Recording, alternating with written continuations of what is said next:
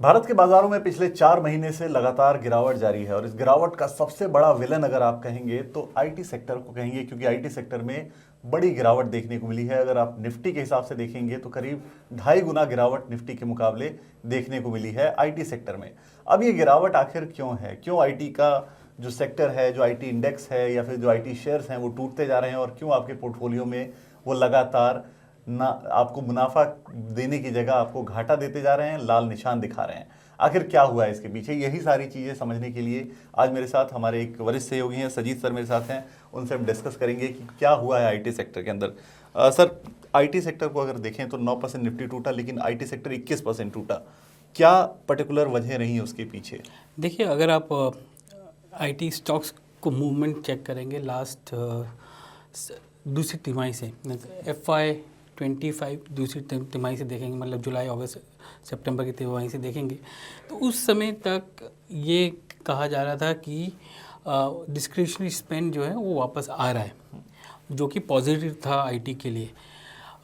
उसके बाद क्या हुआ है, एक मेजर इवेंट हुई है यूएस में एक इवेंट जो हुआ है वो है यूएस इलेक्शंस, जिसके तहत नया गवर्नमेंट आया है वहाँ पर, और उस गवर्नमेंट के आने के बाद काफ़ी सारे ऐसे पॉलिसीज़ आए हैं या बात हो रही है उस पॉलिसीज़ की जो आईटी सेक्टर के लिए नेगेटिव हैं। सबसे बड़ी बात यह है कि जो पॉलिसीज़ डायरेक्टली आईटी सेक्टर के लिए नहीं है, पर उसका इम्पैक्ट आईटी सेक्टर में जो ज़्यादा होता है। अगर आप टैरिफ को लें तो अनुमान ये है कि टैरिफ की वजह से इन्फ्लेशन बढ़ेगा। अब इन्फ्लेशन बढ़ेगा, इसका मतलब ये है कि आज के डेट में जो यूएस फेड अपनी रेट्स घटा रहा है वो उसमें पॉज लेकर आएगा। जो हमने सुना है और लास्ट कपल ऑफ महीनों में भी हमने सुना है फेड से कि उनको दे आर नॉट इन अ हरी, मतलब जल्दबाजी में नहीं है कि और रेट घटाएं। वो देखेंगे डेटा का क्या है, टैरिफ को देखेंगे, टैरिफ का इम्पैक्ट देखेंगे, उसके बेसिस पे वो आगे जाके करेंगे। तो रेट कट क्यों इम्पोर्टेंट है आईटी सेक्टर के? सबसे बड़ा सवाल ये आता है। रेट कट इसलिए इम्पोर्टेंट है कि तब रेट गिरते हैं तो आईटी का जो यूएस में कंपनीज़ हैं, जहाँ पर हमारे भारत की जो आईटी कंपनीज़ हैं वो लगभग 40 से 60%, कुछ मैनी कंपनी बड़े जो मोटे मोटे कंपनियों के जो रेवेन्यूज़ हैं यूएस से आते हैं। और तब रेट कटता है तो जो डिस्क्रिशनरी स्पेंड जिसको कहते हैं, मतलब जो एक स्पेंड होता है कि आप फंक्शन कर रहे हैं और आपको हर महीने या साल, हर क्वार्टर स्पेंड करना पड़ता है। कुछ जो होती है डिस्क्रिशनरी स्पेंड होती है, जो आपके पास एक्स्ट्रा सेविंग्स आती हैं तो आप कुछ नया प्रोजेक्ट उठाते हैं।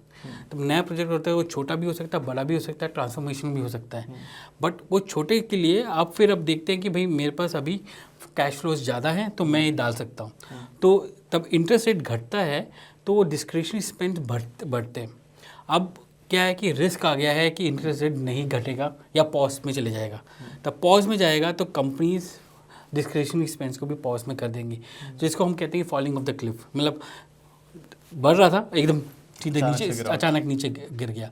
तो वो एक मेजर कारण है आईटी कंपनीज में जो नेगेटिव वातावरण है वो उसके लिए। उसका जो इम्पैक्ट है दो तरीके से होता है। उसका इम्पैक्ट जो है अर्निंग्स के तहत आता है, क्योंकि आपके जो आईटी स्पेंड्स हैं वो कम हो जाते हैं। पहले 2 क्वार्टर में, पहले 2 तिमाही में आईटी कंपनी ने कहा कि डिस्क्रिशनरी स्पेंड्स ठीक ठाक हैं और बढ़ रहे हैं और पॉजिटिव है। तीसरे क्वार्टर में कहा कि डिस्क्रिशनरी स्पेंड्स हमको मिला, बेनिफिट मिला, बट हम वेट एंड वॉच में, क्योंकि टैरिफ का क्या इम्पैक्ट है पता नहीं। अब जो सुनने में आ रहा है मार्केट में कि डिस्क्रिशनरी स्पेंड्स कम हो गए हैं या कंपनीज भी वेट एंड वॉच में चली गई हैं, तो जिसकी वजह से अर्निंग्स में जो उछाल आनी चाहिए वो उछाल कंपनियों में नहीं आएगी, जिसकी वजह से कंपनीज को इम्पैक्ट होगा। तो 2 मेन कारण हैं उसके लिए। एक पहला कारण जो है कि आपका जो प्राइस टू अर्निंग्स रेशियो है इंडेक्स का, वो था 37 के आसपास। अब पीक की बात करें दिसंबर 2024 की बात कर रहे हैं, बिल्कुल वहाँ से वो गिर के अभी 23 के आसपास हो गया है। तो इतना गिरा है क्योंकि प्राइस करेक्शन भी बहुत हुआ है आईटी कंपनीज़ में। तो वो अगर इतना गिरा है तो डबल वैमी है ना, एक तरह से वैल्यूएशन गिरे हैं और दूसरी तरफ से अर्निंग्स गिर रहा है। तो अगर अर्निंग्स सेम रहता तो सपोर्ट आता कि ठीक है वैल्यू बाय हो जाता, पर अर्निंग्स भी गिर रहे हैं और उसकी कितना और गिरेगा मालूम नहीं, पी कितना और गिरेगा मालूम नहीं। जो हमारे इंडियन आईटी कंपनीज की वैल्यूएशन आप रिलेटिव देखेंगे ग्लोबल पीयर्स से, वो हमेशा प्रीमियम में रही हैं। तो 23 में गिरने के बाद, मैं निफ्टी आईटी की बात कर रहा हूँ, इंडिविजुअल कंपनीज की नहीं। निफ्टी आईटी की पी 23 के में गिरने के बाद भी हमारी जो रिलेटिव वैल्यूएशन है ग्लोबल कंपनी से ज़्यादा है। तो इसलिए और कितना गिरेगा हमको मालूम नहीं है, बॉटम आ गया हमें मालूम नहीं है, बट पी डी रेटिंग हो गया है। 37 से 23 हो गया, 23 से और कितना गिरेगा, और 23 से क्या उछाल आएगा, तो कैसे आएगा उछाल जब आएगा वो सिर्फ अर्निंग्स लेड ही आएगा। ओके, सो जो क्या हमारे इमीडिएट पीयर्स हैं, जो ग्लोबल पीयर्स हैं हमारे, चाइना है जैसे, तो क्या चाइना के वैल्यूएशंस आईटी सेक्टर के हमसे अभी भी सस्ते हैं इतनी गिरावट के बाद भी? देखिए एक एग्जांपल देता हूँ आपको। चाइनीज़ मार्केट का जो पी था वो लगभग 9 के आसपास था लास्ट क्वार्टर में। हमारा जो था, हमारा मीडियन पी जो था वो लगभग 18-19 के आसपास था, 17-18 के। तो डबल है, डबल है वैल्यूएशन में। पर हमारा ग्रोथ मार्केट है, चाइनीज़ में उतना ग्रोथ नहीं है। बट उसके बावजूद अगर आप देखेंगे तो जनवरी से अब तक चाइना के मार्केट में लगभग 20% से ऊपर का उछाल आया हुआ है। जबकि बाकी सारे मार्केट्स गिरे। कारण क्या था कि नैस्डैक का जो रैली था वो AI led, tech led rally था। जैसी डीप सीक का आया, वैल्यूएशन जो नैस्डैक में थी वो बहुत ज़्यादा लगने लगी लोगों को। बिल्कुल। तो और डीप सीक ने क्या किया, डीप सीक ने ये कहा कि आपका जो एआई है और ये प्लेटफॉर्म है, हम उससे सस्ते में एक प्लेटफॉर्म एआई बना सकते हैं। तो ये जो वैल्यूएशन आप दे रहे हो वो जस्टिफाई नहीं करता। तो फंड्स जो हैं जो टेक में उधर जा रही थी, वो फंड्स अभी चाइनीज़ मार्केट में या चाइनीज़ ए शेयर में या हांगकांग मार्केट में, जहाँ पर चाइना के स्टॉक्स लिस्टेड है, उनमें जा रही हैं। और उसके वजह से क्या है कि फ्लोज उधर जा रहे हैं, और तो फ्लोज जा रहे हैं तो चाइनीज़ मार्केट बढ़ा लास्ट 3 जनवरी से अब तक। अब लेके चलिए दिसंबर के बाद से चाइना में शिफ्ट हुआ है। ये कंजम्पशन लेड शिफ्ट नहीं है, ये टेक लेड फ्लोज हैं जो जा रहे हैं। और वो कितने सस्टेनेबल हैं वो हमको नहीं मालूम, पर आज के डेट में वो बेट कर रहे हैं और जा रहे हैं उधर। और वो जब जा रहे हैं तो वहाँ पर जो वैल्यूएशन बढ़ रही है वो बढ़ के भी अभी भी इंडियन मार्केट से कम है ना। ओके, करेक्शन के बाद भी वो इंडियन मार्केट से कम है, सस्ते हैं। ओके सर, एक चीज़ और समझ रही थी, क्योंकि जब हम बात करते हैं टेक्नोलॉजी की, इस वक्त एआई काफ़ी ज़्यादा चर्चा में है, तो क्या एआई ने भी इम्पैक्ट किया है इन कंपनीज़ को? क्योंकि एआई की वजह से कई काम सस्ते हो गए उनके, आसानी से एआई की वजह से हो गए। एआई असिस्टेंट ने काम कर दिया तो यूएस ने ऑर्डर कम प्लेस किए, या फिर किसी भी देश ने जो आईटी सर्विसेज हमसे लेता है उसने ऑर्डर कम प्लेस किए। क्या इसका इम्पैक्ट भी हुआ है इन कंपनीज़ पर? देखिए एआई को समझना पड़ेगा थोड़ा सा। और काफ़ी लोग एआई चैटबॉट्स को एआई बना देते हैं, काफ़ी लोग हर चीज़ में वो एआई डाल देते हैं, पर ऐसा नहीं है। एआई इज़ बेसिकली लैंग्वेज, कि आप एक स्पेसिफिक पर्पस के लिए आप क्रिएट कर रहे हैं और उससे आपको क्या बेनिफिट आने वाला है। ऑफ कोर्स एआई की बात चल रही है पिछले 12 महीने से या 4 तिमाही से, सारी कंपनीज एआई पे बात कर रही हैं। इंडियन कंपनीज का आप देख लो, इन्फोसिस, टीसीएस, टेक महिंद्रा, विप्रो, ये सब लोगों ने अपने एक वर्कफोर्स को एआई एनेबल्ड वर्कफोर्स बनाया। मतलब एआई को वो इंटीग्रेट कर सकते हैं अपने नॉर्मल वर्क के साथ। सो अगर एक आज के डेट में एक कंपनी एक बैंक के पास जाती है और कोर सॉल्यूशंस देती है, तो कोर सॉल्यूशन का पार्ट एआई भी होगा। वो एआई किस फॉर्म में आएगा वो देखने लायक होगा, क्योंकि जो आप फ्रंट एंड बोल रहे हैं वो चैटबॉट, वो तो चैटबॉट है ही, वो बेस लेवल का एआई है मतलब। बट जो एग्रेसिव लेवल का जो एआई होगा वो होगा आपके पूरे डेटा के बेसिस पे, कि भाई आपका आपके बिजनेसेस कौन से रीजन से आ रहे हैं, कौन से रिस्क को वो कैच कर पा रहा है, या किस तरह से कहाँ से आपको ग्रोथ आ रही है, कौन सा सेगमेंट ग्रोथ दे रहा है। वो जो हैवी डेटा जो आएगा वो कोर सॉल्यूशन से आता है।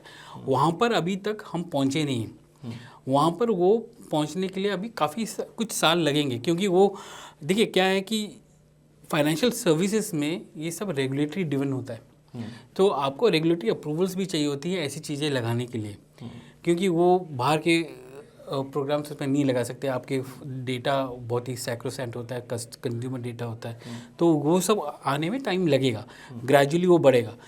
क्या इंडियन आईटी कंपनीज इक्विप्ड है? हाँ है, इक्विप्ड है। क्या उससे उनके रेवेन्यू कम होंगी?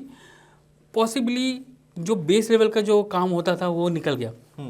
अब ये वाला हो गया ना कि आपने शैम्पू खरीदा तो साबुन फ्री मिला। बिल्कुल बिल्कुल।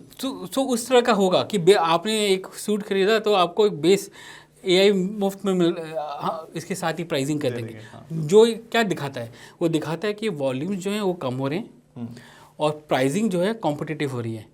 सो आप एड ऑन फीचर्स ऐड करते जा रहे हैं सेम प्राइसिंग के अंदर विद लेस, तो आपके मार्जिन्स भी इम्पैक्ट होंगे at some point in time.